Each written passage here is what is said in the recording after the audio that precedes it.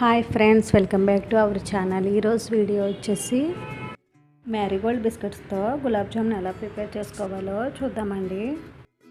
15 to 20 Marie Gold బిస్కెట్స్ని తీసుకుని చిన్న చిన్న ముక్కలుగా చేసుకుని ఒక మిక్సర్ జార్లోకి యాడ్ చేసుకుని బాగా బ్లెండ్ చేసుకోవాలి.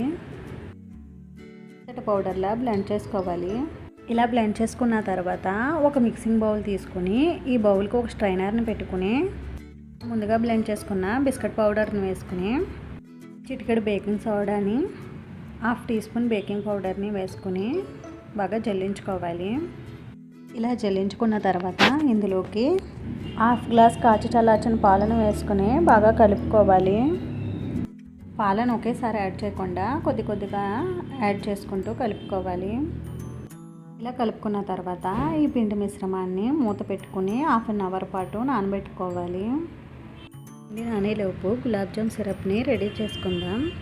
ఇప్పుడు స్టవ్ వెలిగించుకొని ఒక ప్యాన్ పెట్టుకుని 1 కప్ షుగర్ని 1.5 కప్ వాటర్ని వేసుకుని బాగా కలుపుకోవాలి. షుగర్ మెల్ట్ అయ్యే వరకు బాగా కలుపుకోవాలి. షుగర్ మెల్ట్ అయ్యి ఈ సిరప్ అనేది రోలింగ్ బాయిలింగ్ అయ్యేటప్పుడు ఇందులోకి 1/2 టీ స్పూన్ ఇలాచీ పౌడర్ని వేసుకుని బాగా కలుపుకోవాలి.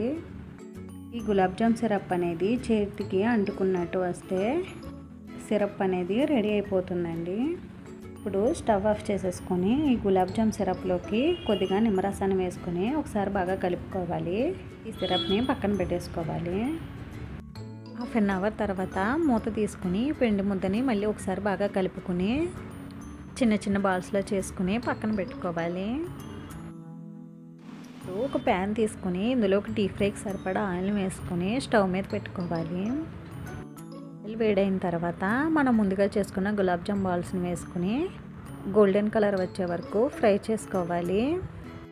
జాములు అనేవి ఇలా ఫ్రై అయిన తర్వాత వీటిని ఆయిల్లోంచి తీసేసుకుని మనం ముందుగా ప్రిపేర్ చేసుకున్న షుగర్ సిరప్లో వేసుకుని సర్వ్ చేసుకుంటే ఎంతో టేస్టీ అయిన మ్యారీగోల్డ్ బిస్కెట్స్ గులాబ్ జామ్స్ అనేవి రెడీ అయిపోతాయండి. నేను గులాబ్ జామ్ బాల్స్ని కూడా ఇలా ఆయిల్లో ఫ్రై చేసుకుని సిరప్లో వేసుకుంటే సరిపోతుందండి.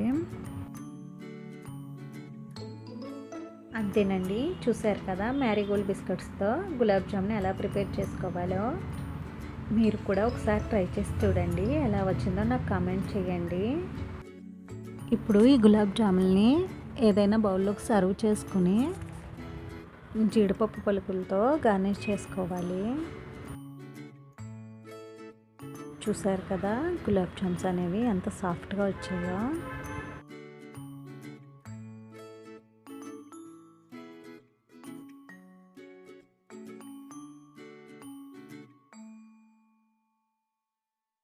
నా వీడియో కనుక మీకు నచ్చినట్లయితే లైక్ చేసి షేర్ చేసి సబ్స్క్రైబ్ చేయండి. Thanks for watching.